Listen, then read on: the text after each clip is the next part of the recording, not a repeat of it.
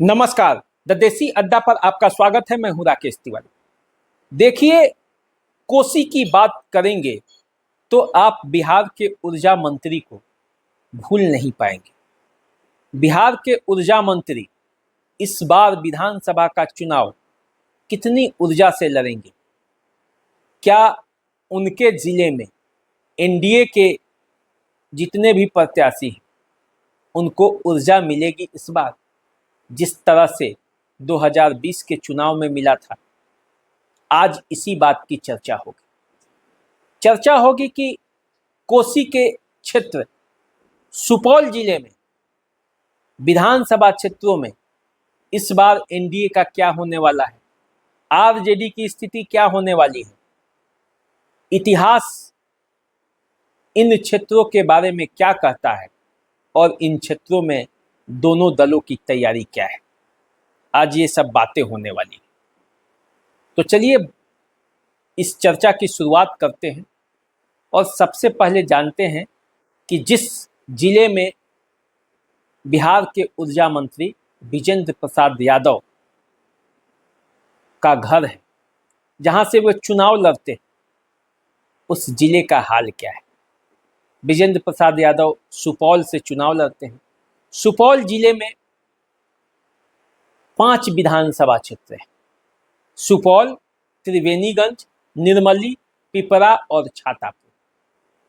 इन 5 विधानसभा क्षेत्रों में 2020 के चुनाव में क्या स्थिति थी एनडीए की,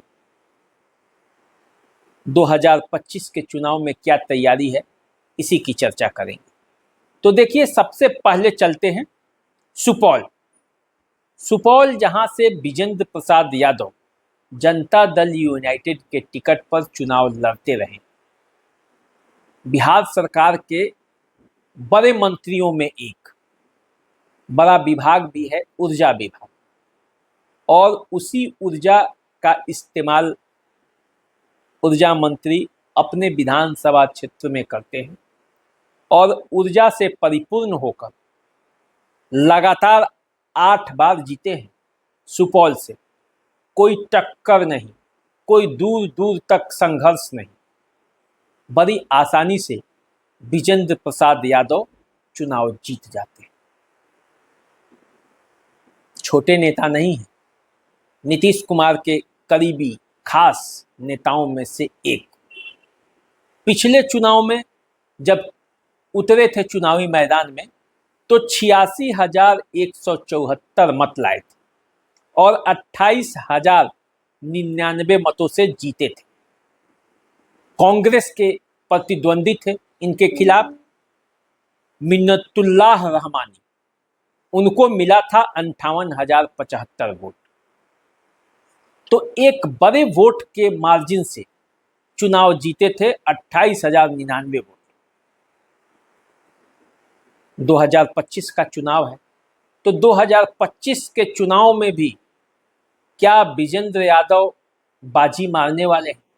28,099 मत कोई साधारण मत नहीं होता है, इसको पाटना बड़ा मुश्किल हो जाएगा विपक्ष के किसी भी उम्मीदवार के लिए। तो उम्र भले ही विजेंद्र प्रसाद यादव की ज़्यादा हो गई हो, लेकिन ऊर्जा से लवरेज है और इस बार भी चुनाव मैदान में उतरने के लिए तैयार है। तो देखिए क्या होता है जब सुपौल के चुनावी मैदान में विजेंद्र प्रसाद यादव इस बार उतरते हैं।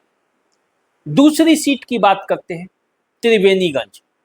त्रिवेणीगंज से भी जनता दल यूनाइटेड ने ही जीत हासिल की। तो अब देखिए त्रिवेणीगंज के बाजार में, जो राजनीति के बाजार है, उसमें कौन बाजी मारता है इस बार।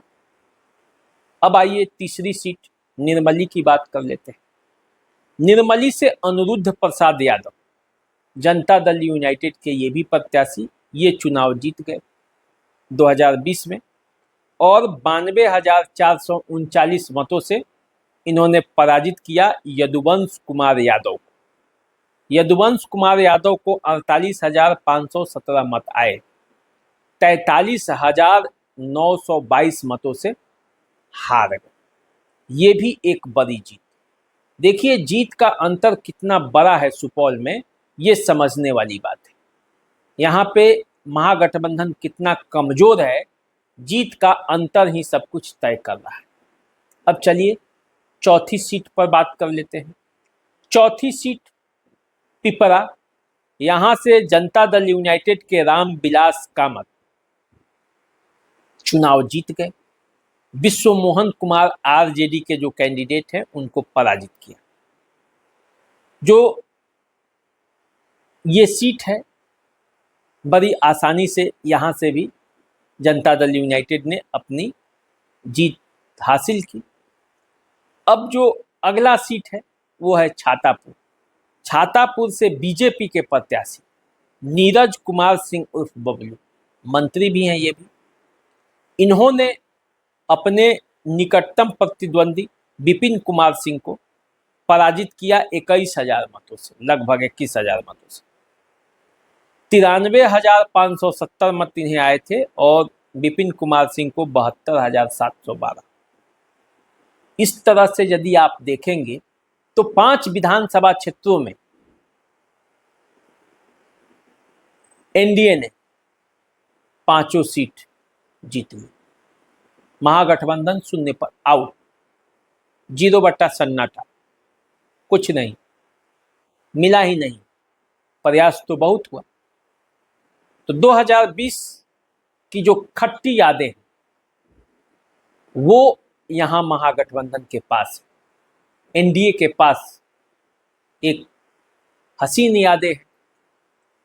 सुपरा साफ महागठबंधन का कर दिया, जीत का जश्न पूरा मस्ती वाला। अब इस बार क्या होगा जब 2025 में महागठबंधन और एनडीए आमने सामने होंगी और जनसुराज के प्रत्याशी भी होंगे सामने, तो ऐसी स्थिति में क्या होने वाला है सुपौल, यही सबसे बड़ा सवाल है। क्या ऊर्जा मंत्री की ऊर्जा इस बार भी काम करेगी? क्या वे अपने साथ साथ अपने साथियों को जिता पाएंगे? क्या सुपौल फिर से एनडीए का गढ़ बनकर उभरेगा? यही सब सवाल है।